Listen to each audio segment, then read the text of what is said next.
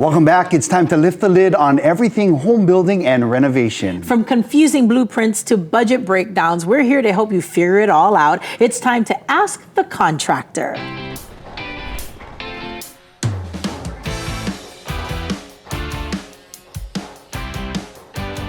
And joining us once again from H1 Construction, we got Lucas Stensland and we got Jozef Pikula over here as well. You know, many frustrations come during the construction process stem from questions that were never asked in the first place. For instance, who actually oversees the project day to day, and how often should homeowners expect updates? So maybe we'll start there. Everybody works a little differently when it comes to updates, but you know, if you can get updates out of your contractor, it really comes down to like who you're hiring, what the expectations are at the beginning.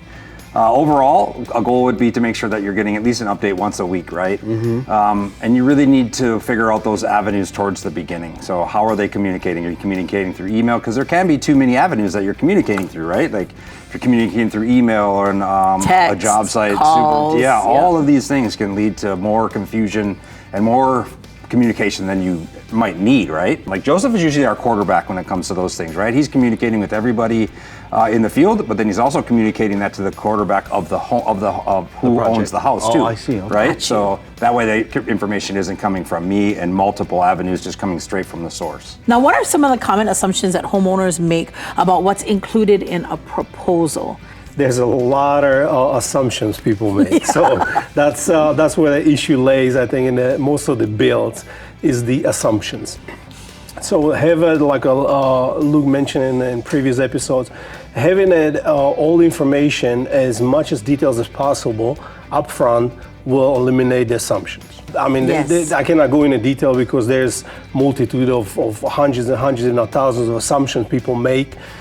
There's also, you know, obviously the wish list, we wanted this, but we have this amount of money, and somewhat people thinking that's gonna happen. Right. You know what I mean? The assumption is with this amount of money, I can get this. I can get this. That's not a good assumption. And our job is to actually have a meeting and bring it to the level so everybody is on the same page of what you can and what you cannot get for that certain budget. So you're kind of their reality check. Correct. Got you. Yes. I got you, right. A good segue into that is also your like pool or landscaping and these types of things. People might assume that these are costs that are automatically included in something, and that's why it's important to get an itemized proposal as well.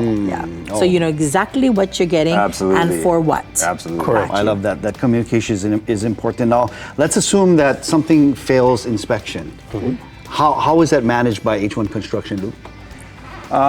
Those are pretty simple. So usually an inspector comes in, Jozef again, the construction liaison out there, he knows everything from top to bottom, and a construction inspection, when it fails, isn't necessarily a failure in itself. It's just something that might have changed through the process. So the inspector will ask us at that time to either make the correction, we make the correction, and we can do that right there when he's there. We have a good track record with them, so they're just going to say, hey, Jozef, I need you to tweak these couple of things, and just assume that those things are going to be done. Otherwise, we can send in pictures, lots and lots of pictures, videos, and you can send these into the inspector as well, and that's how we usually take care of them from there. So quick question, the inspections happen along the way, or the inspection happens at the very end of the build? Lots of inspections. Okay, so it happens along the way. Oh, correct. Different wonderful. stages of the build. Yes. Got you. All right.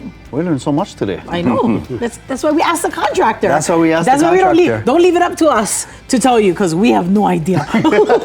That's why we need them. Mahalo, Lina Girl, Lucas, and Jozef as well from H1 Construction. Again, if you got questions, please send them right now. Don't forget, so we can get you those answers in next week's segment of Ask the Contractor.